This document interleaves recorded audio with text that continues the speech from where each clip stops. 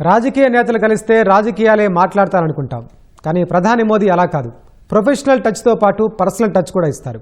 రాజకీయ పాఠాలే కాదు, ఆరోగ్య చిట్కాలు చెప్తారు. ఉత్సుకతతో ఎవరైనా సరదా ప్రశ్నలు అడిగితే అంతే సరదాగా బదులిస్తారు.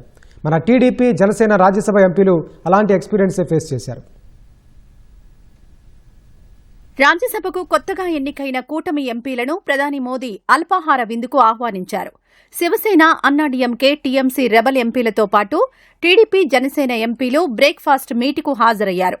మంగళగిరి పట్టు శాలువాను టీడీపీ, జనసేన ఎంపీలు ప్రధానికి బహూకరించారు. సుమారు గంట పాటు మోదీ వారితో సరదాగా గడిపారు. ఆరోగ్య సూత్రాలు చెప్పారు. ఈ సందర్భంగా చింతకాయల విజయ్ మోదీ ఫేస్ గ్లో గురించి సరదాగా అడగ్గా ప్రధాని కూడా అంతే జోవియల్గా బదులిచ్చారట. చాలా జోవియల్గా వెళ్ళి అందరూ హెల్త్ చెకప్ చేసుకుంటున్నారా, ఎవరు హెల్త్ చెకప్ చేసుకుంటున్నారో చేతులు ఎత్తండి అని చెప్పారు. దేశం మొత్తం 40 ఇయర్స్ వచ్చిన తర్వాత ఎవరైనా కూడా హెల్త్ చెకప్ చేసుకోవాలని చెప్పారు. దాని తర్వాత వాళ్ళు యోగా గురించి ఎక్కువ మాట్లాడారు. యోగా అందరూ చేయాలి, ప్రతి ఒక్కరు కూడా చేయాలని చెప్పారు. హెల్త్ గురించి చూసుకోండి, ఎందుకంటే మనం ఇలా రాజకీయాల్లో ఉన్నామన్నారు.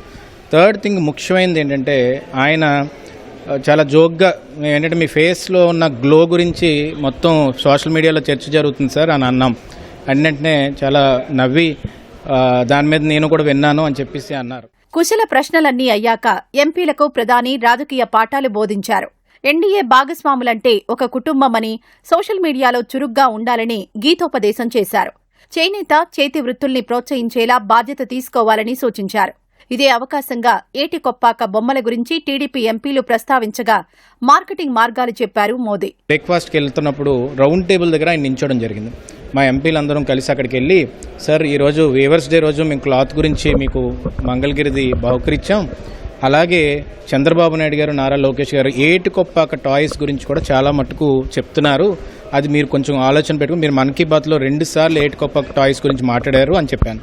చెప్పిన వెంటనే ఆయనేమో వరల్డ్లో చాలా డిమాండ్ ఉంది టాయ్స్కి, అది నేను అందుకనే మన్ కీ బాత్లో 2-3 సార్లు మాట్లాడాను. దానికి ఆన్లైన్ ప్లాట్ఫామ్ పెట్టి మనకి ఫారిన్ కంట్రీస్కి అమ్మే విధంగా మనం చేయాలంటే నేను దాన్ని వెంటనే సార్ వాళ్ళకి ట్రైనింగ్ కూడా ఇప్పించాలి, ఎందుకంటే మధ్య మధ్యలో కొంతవరకు వాళ్ళు చేసిన కష్టం అది ఉంటుంది, ప్రతి బొమ్మ వెనకాల వాళ్ళ లైఫ్ ఉందని చెప్పడం జరిగింది.